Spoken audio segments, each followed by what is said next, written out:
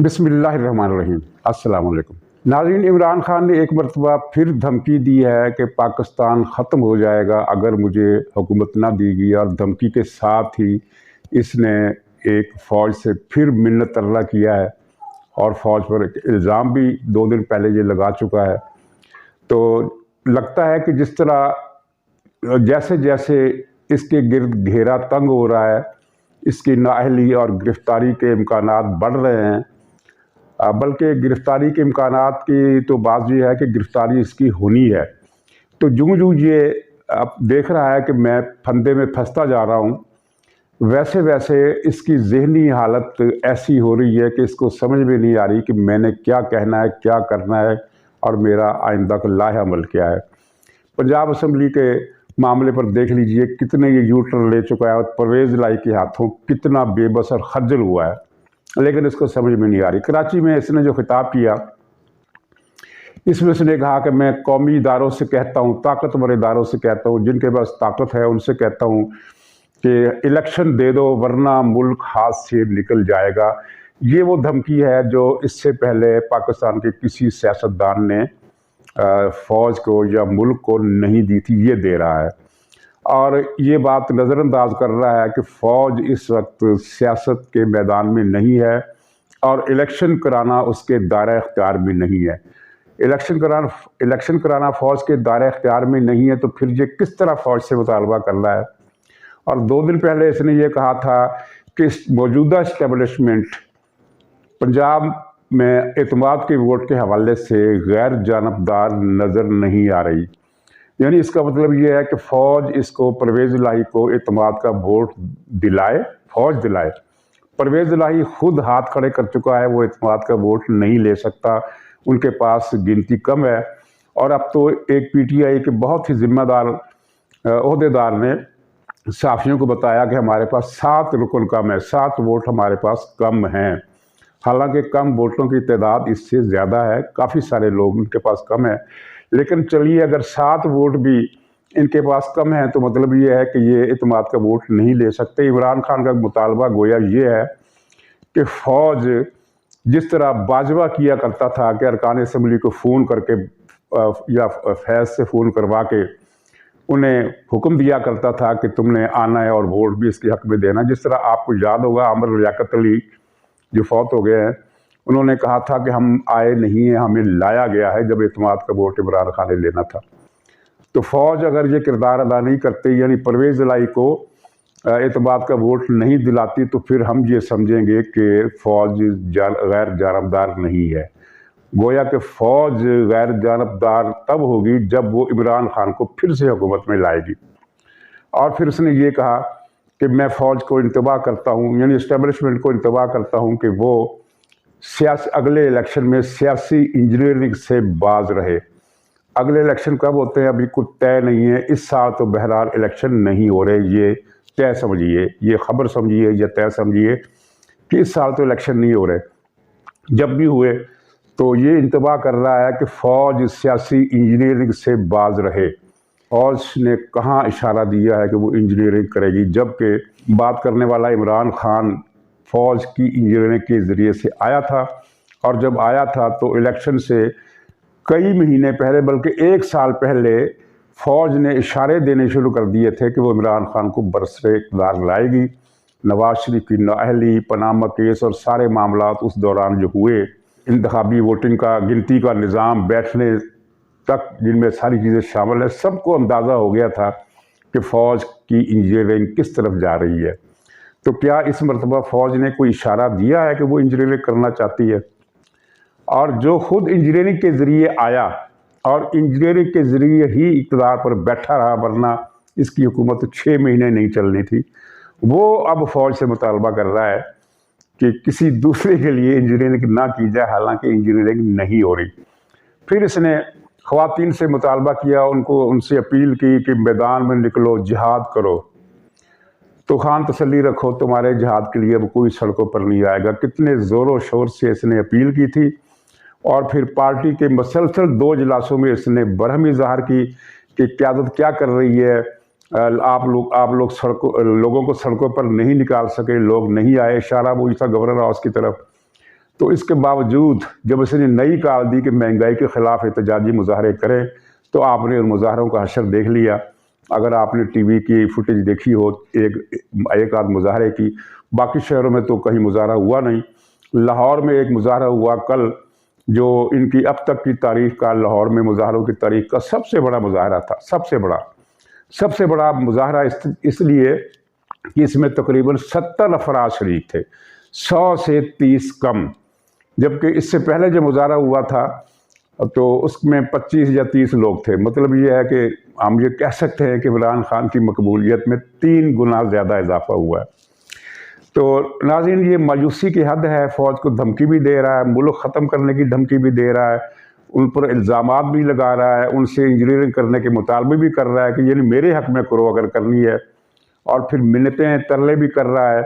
और इसको अंदाज़ा भी है कि इलेक्शन इस साल नहीं हो रहे, पंजाब असम्बली से इस बात का वोट नहीं मिल सकता, जो फंदा कसा जा रहा है वो ढीला नहीं हो सकता। तो अब आपस में एक ही तकरीर में 6 किस्म के मुतज़ाद मौक़िफ़ इसने इख्तियार किए हैं। नाज़रीन, PTI ने इस दौरान जब इमरान खान के असाब जवाब दे चुके हैं, तो PTI की जो प्रोपेगेंडा मशीनरी है, जो सवाए गालियां देने के, झूठ बकने के सिवा कुछ नहीं करती। और इसमें ये भी बात भी काबिल ज़िक्र है कि इस गंदे गोल गोपाड़े में पिछले कुछ अरसे से हमें कमी भी नज़र आ रही है। यानी एक मायूसी की फ़ज़ा जो इमरान खान के चेहरे पर टपक रही है, वो इनकी सोशल मीडिया टीम के रवैये से भी ज़ाहिर हो रही है। पहले जैसा ज़ोर नहीं है। अब भी ये बहुत गालियां दे रहे हैं, बहुत झूठ बक रहे हैं, लेकिन पहले जैसा ज़ोर नहीं है। लेकिन अब इन्होंने प्रोपेगेंडे की जो मुहिम चलाई है, उसमें एक ही चीज़ इसको कैश करा रहे, और इसमें ख़ास तौर पर एक सहाफ़ी नुमा लिफाफा, यानी वो फर्रा गोगी गैंग का तनख्वाह याफ्ता, जिसे सहाफ़ती दुनिया में खलीफा जी कहा जाता है। तो खलीफा जी ने कहा कि इंकिशाफ किया। अब सुनिए कितना मज़ेदार इंकिशाफ है। उसने कहा कि पिछले दिनों अमेरिका, चीन और तुर्की ने पाकिस्तान में सर्वे कराए हैं, और इन सर्वे रिपोर्टों से पता चलता है कि इमरान खान की मकबूलियत में बहुत ज़्यादा इजाफा हो गया है। ये ऐसा झूठ है, ये साहब जो है इनके बारे में मशहूर है कि अगर इनको मस्जिद में ले जाकर खड़ा कर दो और सर पर कुरान रख दो, तब भी ये झूठ बोलेगा। तो खैर, अब इसमें मज़ेदार बात यह है कि ऐसा कोई सर्वे नहीं हुआ, और अमेरिका, चीन या तुर्की या कोई भी दूसरा मुल्क पाकिस्तान में सर्वे नहीं किया करता। यानी कोई सहाफ़ती गवाही मौजूद है कि फ़लाँ जगह पर अमेरिका की टीम या चीन की टीम या तुर्की की टीम सर्वे कर रही हो। कोई भी मुल्क दूसरे मुल्क में जाकर सर्वे नहीं किया करता।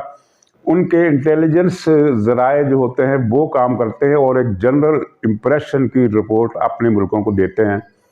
उनकी तरीक़ाकार ये होता है कि मतलब हुकूमती हलकों से मुलाकातें, फ़ौजी हलकों से मुलाकातें, सियासी या गैर सियासी सकाफ़ती तकरीबात में शिरकत, वहाँ मेहमानों से मुलाकातें, जो लोग इनसे मिलने आते हैं उनकी रोशनी में जो इनको चीज़ें मालूम होती हैं, या ये जिन लोगों से मिलने जाते हैं, अखबार नवीसों से मुलाकातें, तो इन सब मुलाकातों के ज़रिए जो इनको फीडबैक मिलता है, उसका फिर ये तजिया करके एक रिपोर्ट बनाकर भेजते हैं कि पाकिस्तान में ये हो रहा है या ये होने का इम्कान है, कुछ इस तरह की खिचड़ी पक रही है, कुछ इस तरह का साजबाज हो रही है अंदर हुकूमती हलकों में या फौजी हलकों में, या आवाम के अंदर ये लावा पक रहा है। हमारी रिपोर्ट ने या हमारा अंदाज़ा ये है कि फ़लाँ पार्टी बहुत मकबूल है, फ़लाँ पार्टी की मकबूलियत कुछ कम हुई है, वगैरह वगैरह। लेकिन जनाब, इन लोगों ने अमेरिका, रूस और चीन और तुर्की से सर्वे करा डाले। कितना बड़ा झूठ। और इस झूठ का पोस्टमार्टम किसी और प्रोग्राम में मैं करूँगा कि इमरान खान की मकबूलियत में कमी का एतराफ़ खुद इमरान खान ने अपने साथियों से किया है, और उसकी वजह भी है पिछले 6-7 महीनों में, बल्कि 8 महीनों में जितने इसने मौक़िफ़ बदले हैं, जिस तरह के हथकंडे इसने इख्तियार किए हैं, और जिस तरह इसका बुत टूटा है आवाम की नज़रों में। अब ये ताज़ा तरीन जो आपने देखा कि वो पीर नहीं, जिसको इल्म गैब का ये बनाकर पेश करता था कि उसके पास गैब का इल्म है, उसको किस तरह एक ISA के अफसर ने उल्लू बनाया, और वही मालूमात वो इमरान खान को फीड करके इमरान खान को उल्लू बनाती रही। ये 2-3 पीर और भी हैं, उनका भी जिक्र करता हूँ आखिर में इमरान खान के, और वो कैसे नजस किस्म के पीर थे और वैसे ही नजस किस्म का मुरीद मिला। लेकिन पहले इनकी कलाबाजियाँ। अच्छा नाज़रीन, ये मौजूदा सियासी हालात में इन्होंने एक तो इल्ज़ाम लगाया कि कराची में MQM को मौजूदा इस्टेब्लिशमेंट मुत्तहद कर रही है। मुसलसल इमरान खान ने भी तकरीरें की, इनके दूसरे लोगों ने भी तकरीरें की, प्रेस कॉन्फ्रेंसें की, फवाद चौधरी ने ख़ास तौर पर बहुत ज़्यादा शोर मचाया, और फिर इनके सोशल मीडिया ने कि मौजूदा इस्टेब्लिशमेंट MQM को इकट्ठा कर रही है। अच्छा, ये मैं बता चुका हूँ कि MQM को फ़ौज इकट्ठा नहीं कर रही। जब इनको ऊपर से कोई तंबीह की गई कि भी ये तुम क्या इल्ज़ाम लगा रहे हो, तो इन्होंने जो पैंतरा बदला वो बड़े ही मज़े का था। पैंतरा ये बदला, ये भी झूठ था, ये पैंतरा भी झूठ था। कहा कि ये मौजूदा इस्टेब्लिशमेंट मुत्तहदा को मुत्तहद नहीं कर रही, बल्कि ये जनरल बाजवा कर रहा था, जिसको अब मौजूदा अस्करी क़यादत ने शटअप कॉल दे दी है कि ख़बरदार, अब मुत्तहदा को मुत्तहद करने की कोई कोशिश नहीं होगी। ये भी झूठ है। इसमें आप देखिए कि बाजवा को बीच में घसीट लाए सिर्फ अपनी खाल बचाने के लिए, कि बाजवा जितना भी कमीना आदमी था, जितना भी उसने खबासत की पाकिस्तान के साथ, वो कर चुका। अब वो मुत्तहदा को मुत्तहद क्यों करेगा? क्या उसे मुत्तहदा कराची की मेयरशिप देगी इसके बदले में? यानी मुत्तहदा के इत्तेहाद से बाजवा को क्या फ़ायदा हो सकता है? लॉजिकली फ़ौज के ऊपर तो इल्ज़ाम लग सकता है, चाहे झूठा ही सही, क्योंकि वो माजी में मुदाखलत करती रही है, लेकिन ये एक रिटायर्ड आर्मी चीफ मुत्तहदा को इलेक्शन जितवाने के लिए क्या कर सकता है और क्यों कर सकता है? उसकी कोई वजह तो होनी चाहिए। उसको क्या मफाद मिलेगा? उसे कोई ओहदा मिलना है MQM में?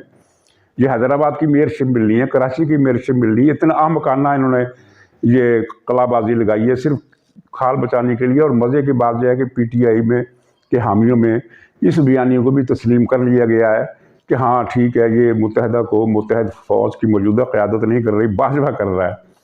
फ़ौज को इससे कोई सरोकार नहीं है कि मुत्तहदा के धड़े मुत्तहद होते हैं या नहीं होते। उनका सरोकार अगर हो सकता है तो वो अल्ताफ़ हुसैन की ज़ात की हद तक महदूद हो सकता है, और वो भी एक हद तक, कि यानी एक कोई रेड लाइन होगी फ़ौज के नज़दीक के जहाँ से अल्ताफ़ हुसैन की पाकिस्तान में मुदाखलत ना हो सके। वो मुदाखलत नहीं हो रही, वो तकरीर भी नहीं कर सकता, वो पार्टी इजलास की सदारत भी नहीं कर सकता, वो पार्टी को हदायत भी नहीं दे सकता। ये सारी चीज़ें पहले से हो चुकी है, अब उन्हें क्या कंसर्न हो सकता है? ये भी झूठ है। और फिर ये है कि बलूचिस्तान में फ़ौज जरदारी को आगे ला रही है, बल्कि पख्तूनख्वा में भी जरदारी को आगे लाने की, या कम से कम आगे की सफ़ों में जो पार्टियाँ होंगी उनमें शामिल करने की साजिश फ़ौज कर रही है। अच्छा, इसमें बात क्या है? बात सिर्फ इतनी है कि फ़ौज का जो डंडा था कि फ़लाँ सियासी पार्टी बनेगी, फ़लाँ के पार्टी के टुकड़े होंगे, फ़लाँ पार्टी ये करेगी, फ़लाँ MPA ये वोट देगा, वो वोट देगा, वो सारा सिलसिला हो गया ख़त्म। अब सियासतदान सियासी मैदान में आज़ाद है। ये बात जो है ये बड़ी अहम है, याद रखने के काबिल है कि जब सियासतदान सियासी मैदान में आज़ाद है तो फिर वो अपनी असल और रसूख बढ़ाने के लिए जो चाहे करे। और फिर एक इसमें अहम पॉइंट ये भी है कि जो सियासतदान होते हैं, ख़ास तौर पर बलूचिस्तान और जनूबी पंजाब के सियासतदान, इन लोगों को आने वाली फ़ज़ा का अंदाज़ा हो जाता है, इन्हें नज़र आ गया है, इन्हें पता चल रहा है कि इमरान खान ने गिरफ़्तार भी हो जाना है, इसने नाअहल भी हो जाना है, इसका अगले इलेक्शन में कोई किरदार भी नहीं है। तो वो फिर अभी से सौदेबाजियाँ करने में लग गए हैं। और ज़ाहिर है सियासत में ऐसा होता है, ये गलत होता है, ये सही होता है, इसकी मैं बात नहीं कर रहा, लेकिन जो होता है वो मैं बता रहा हूँ, और इस तरह हो रहा है। तो चुनाचे पीपल्स पार्टी एक्टिव है, और बलूचिस्तान में कल फिर मज़ीद कुछ लोग पीपल्स पार्टी में शामिल हुए हैं। पख्तूनख्वा के जनूबी इलाके से भी कुछ लोग पीपल्स पार्टी में शामिल होने वाले हैं। कुछ लोग पख्तूनख्वा के PTI के, ये मैं आपको एक नई खबर दे दूँ कि PTI के कई लोग हैं जिन्होंने JUI से मुआहदा कर लिया है कि हम फ़लाँ तारीख तक या इतने अरसे तक JUI में शामिल हो जाएंगे। अगले इलेक्शन में वो जब भी हुए, पाकिस्तान में तो कोई इम्कान नहीं है PTI के वापस आने का, लेकिन मैं आपको ये बता रहा हूँ, एक प्रेडिक्शन है कि ये पख्तूनख्वा असम्बली के इंतखाबात भी PTI हार जाएगी। इलेक्शन चाहे जब भी हो, इस साल के आखिर में हो या अगले साल हो, PTI पख्तूनख्वा का इलेक्शन भी हारने जा रही है, और ये बात नोट कर लीजिए। तो अब सवाल फिर ये होगा कि लोग मुस्लिम लीग में क्यों नहीं आ रहे? तो उसके दो जवाब है। आपने कल देखा है कि एक MPA बागी हाजी गयासुद्दीन, पता नहीं क्या नाम है उसका, बड़ा मशहूर लोटा है, वो PTI के साथ मिल गया था, वो वापस आ गया। अच्छा, वापस क्यों आया, इसकी बड़ी अहमियत है। गयासुद्दीन की अहमियत नहीं है, उसके वापस आने की एक अहमियत है। वो वापस इसलिए आया कि उसने भी आने वाली फ़ज़ा भांप ली है। जब उसे अंदाज़ा हुआ कि पीटीआई की हुकूमत पक्की है तो वो मुस्लिम लीग को छोड़कर पीटीआई में शामिल हो गया।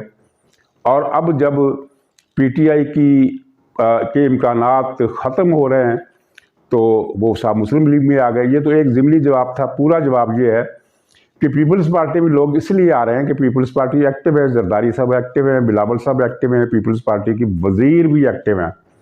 और मुस्लिम लीग की बदकिस्मती है कि उसे वज़ीर मिले ख्वाजा आसिफ जैसे, और बड़ी बदकिस्मती ये है कि इस्टेबलिशमेंट ने नवाज शरीफ को नाहल कर दिया, सियासत से आउट कर दिया। मरीम नवाज साहबा किसी नाकाबिल फ़हम मामले की वजह से इतना अरसा हो गया वो बैठी हुई है लंदन में, उनको पाकिस्तान होना चाहिए था। अब भी कोई इतला नहीं है कि वो वापस आएंगी कि नहीं आएंगी। शहबाज शरीफ साहब जो है वो न सियासत कर सकते हैं, और अब तो ये भी पता चल गया कि वो हुकूमत भी नहीं कर सकते। तो गोया कि मुस्लिम लीग सियासी तौर पर एक लावारस तंजीम है। तो एक लावारस तंजीम में कौन शामिल होगा? बलूचिस्तान में कोई शामिल नहीं हो रहा, सिंध में कोई शामिल नहीं हो रहा, पख्तूनख्वा में कोई शामिल नहीं हो रहा। हाँ, मरीम नवाज साहबा अगर पाकिस्तान आ जाती हैं तो फिर ये मामला जो यकतरफा है कि सब लोग पीपल्स पार्टी में शामिल हो रहे हैं वो नहीं रहेगा। फिर मुस्लिम लीग में भी कुछ जान पड़ेगी। लेकिन जब तक वो नहीं आती, शहबाज शरीफ साहब तो मुस्लिम लीग को संभालने से रहे। उनकी क़यादत में तो मुस्लिम लीग काफ लीग बन सकती है, अवामी पार्टी नहीं बन सकती। नाज़रीन, 2-3 पीर इमरान खान के मज़ीद दरियाफ्त हुए हैं। मैंने कल बताया था कि ये 1999 से जब इसने पार्टी बनाई थी तो उस वक्त भी एक पीर साहब से इसने आशीर्वाद लिया था। वो पीर साहब थे कोई ये सियालकोट के आसपास कोई इलाका है, कोई शहर है ज़फ़रवाल, उसके नज़दीक एक गांव में वो पीरी मुरीदी करते थे और इनमें गैब की खबरें लाते थे। और इमरान खान उससे बैत करने पहुंचा। वहाँ उस जाकर उसने पीर साहब को एक बहुत कीमती गाड़ी भी तोहफे में दी। और इस पीर साहब के बारे में ये मशहूर था कि ये बग़ैर वज़ू के नमाज़ पढ़ाते थे। अच्छी बात है, अक्सर ज़्यादातर पीर तो नमाज़ पढ़ने पढ़ाने पर यकीन नहीं रखते। वो तो कहते हैं बख्शे बख्शाएँ, हम पीर हैं, हम पर तो नमाज उतरी ही नहीं। वो कम से कम ये तो दावा तो नहीं करता था कि नमाज मुझ पर उतरी नहीं है। वो नमाज़ पढ़ाता था लेकिन बग़ैर वज़ू के। एक दिन उसने हद कर दी, निजासत में लिथड़ा हुआ वो आया और मस्जिद में नमाज़ पढ़ाने लगा। उसके बाद लोगों ने उसे मार मार कर भूत बना दिया और उसे गांव से ही निकाल दिया। गनीमत है कि उसको जान से नहीं मार दिया, उसको गांव से निकाल दिया। इस पीर का नाम था पीर तीला शरीफ। तो जैसा वो पीर वैसा ही इमरान खान। कभी आपने सुना है इमरान खान ने कभी नमाज़ पढ़ी हो? और अगर कभी नमाज़ पढ़ी भी होगी तो ये इसने वज़ू नहीं किया होगा। मेरे ख्याल है नमाज इसने कभी नहीं पढ़ी।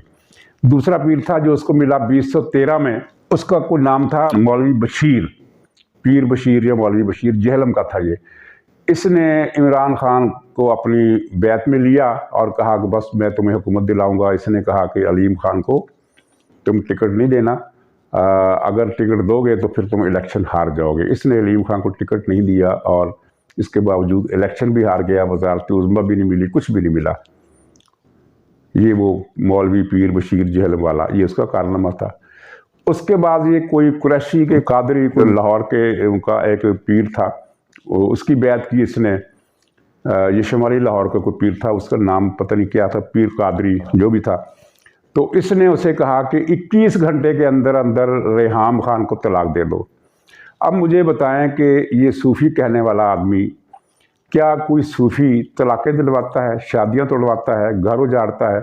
ऐसे आदमी को सूफ़ी कहा जा सकता है? ज़ाहिर है कि ये भी डब्बा पीर था। जिस तरह इमरान के सारे पीर डब्बा पीर, सारे पीर जालसाज, सारे पीर फराडिये, कोई साइंसी शोबदाबाजियाँ करके लोगों को उल्लू बनाता है, कोई दीन की बातें सुनाकर कुरान की आयतें, हदीस मुबारका लोगों पर सिक्का जमाता है कि ये तो कुरान और हदीस का बड़ा आलम है, और फिर उसके बाद वो अपना उल्लू सीधा करता है। कोई बग़ैर वज़ू के नमाज़ पढ़ाता है, नजासत में लिथड़ा हुआ आ जाता है, कोई तलाक़ें दिलवाता है, कोई शादियाँ तोड़वाता है, कोई किसी को किसी का टिकट जो है वो कैंसिल कराता है। ये इस तरह के पीर इमरान खान को मिले हैं। और ये ताज़ा तरीन जो इसकी पीरनी है, आलम गैब, गैब का आलम रखने वाली, आलम इल्म गैब। गैब का इल्म रखने वाली, उसका धड़न तख्ता तो आपने देख लिया कि उसको तो फैज़ खबरें देता था अपने किसी एजेंट के ज़रिए। वो रहमतुल्लाह नाम का एजेंट था, वो अंदर की खबरें, टेलीफोन कॉल्स की रिकॉर्डिंग सब जा रहे। ISI के पास तो हर चीज़ होती है। एक MPA तल्ला गंग के किसी मोहल्ले में क्या कर रहा है ISI को ये भी खबर होती है। तो वो ऐसी खबरें वो इसको फीड करता था, पिंकी को, और पिंकी फिर वो खबर इमरान खान को बताती थी, और इमरान खान जो था वो दंग रह जाता था कि वाह कैसा इल्म गैब है।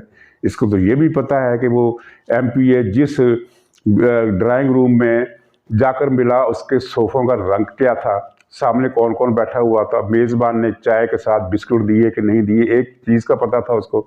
इतनी फोटोग्राफिक मेमोरी के साथ इल्म गैब जी बयान करती थी। और इमरान खान उसके झांसे में आ गया और उसको पीर मान बैठा। अभी ये देखना बाकी है कि जब ये पिंकी पीरनी के ये बेनकाब हुई है, किसी मर्द का बहरूप उतरे तो उसके बारे में यही कहा जाता है कि इसके तो कपड़े उतर गए। तो खातून के बारे में ये हालांकि ये मुहावरे हैं, ये लिटरली इनको हम अपने नहीं लेते, इसको सिंबॉलिकली लेते हैं कि फला के कपड़े उतर गए। यानी सचमुच तो कपड़े नहीं उतरे होते ना, लेकिन बेनकाब हो जाता है, उसका जो ड्रामा है वो खुल जाता है, उसकी असलियत का पता चल जाता है, तो उसको हम कहते हैं कि इसके तो कपड़े उतर गए। तो अब जब ये हो चुका है तो इमरान खान की नज़रों में इस पीरनी की क्या अहमियत बाकी रही है। और ये बताने की ज़रूरत नहीं कि इस पीरनी ने इमरान खान को जितने टोटे बताए थे कि ये करोगे तो ये हो जाएगा, ये करोगे तो ये हो जाएगा, ऐसा उनमें से कुछ भी नहीं हुआ। जनरल फैज़ की तैनाती से लेकर जनरल बाजवा की तस्हीर ना होने तक बेशुमार वादे इस जादूगरनी ने इमरान खान से किए कि अगर ये अमल करोगे तो नतीजा ये निकलेगा, अगर इस तारीख की पासदारी करोगे तो नतीजा ये निकलेगा। कुछ भी नतीजा नहीं निकला। इमरान खान अपनी हुकूमत के सिर्फ 3 साल मुकम्मल कर सका, बाकी जो 7-8 महीने उसने ऊपर गुजारे वो तो अपनी जान बचाते हुए गुजारे। कशमकश का सिलसिला शुरू हो गया था ना 3 साल के फ़ौरन बाद ही। मुद्दत पूरी करना तो दरकिनार, इसके साथ जो वादे किए गए थे कि 10 साल तुम हुकूमत करोगे, 10 साल के बाद तुम सदारती निज़ाम ले आओगे और फिर ताहयात बादशाहत करोगे। इमरान खान को असल में ये चीज़ अभी तक हज़म नहीं हुई कि मेरे साथ ये क्या हो गया। वो एक आप देखिए ना, एक आदमी ये उसको यकीन दिला दिया गया हो कि तुम ताहयात बादशाह हो, तुम सैकड़ों हज़ारों लोगों को मरवा के फांसियाँ चढ़ा के ताहयात बादशाहत करोगे, जिस तरह ईरान के बादशाह ने एक मुतलक़िन अनान बादशाह के तौर पर हुकूमत की थी, तुम भी इसी तरह की हुकूमत करोगे। इसको यकीन हो गया था, ये इसी के हिसाब से अपनी प्लानिंग कर रहा था, इसी हिसाब से इसकी सोच थी। पार्टी के इजलासों में बैठकर ये खुलेआम कहता था कि मैं तो हमेशा के लिए आया हूँ, मैं अब नहीं जाने वाला। और पार्टी के लोग 10 साल की बात तो पब्लिक में करते थे, प्रेस में करते थे, वो 3 साल बाद ही अमलन अपनी हुकूमत से महरूम हो गया। और अब उसको अभी तक उसको ये बात हज़म नहीं हो रही कि ये मेरे साथ हो क्या गया है। तो नाज़रीन, ये इसकी जो नफ्सियाती कैफियत है अभी आगे मज़ीद बिगड़नी है, क्योंकि अभी इसकी गिरफ्तारी का मरहला जो है वो बस यूँ समझिए कि उसका आगाज़ होने वाला है। तो नाज़रीन, इजाज़त दीजिए, इंशाअल्लाह अगले ब्लॉग में फिर मुलाकात होगी। तब तक के लिए खुदा हाफ़िज़।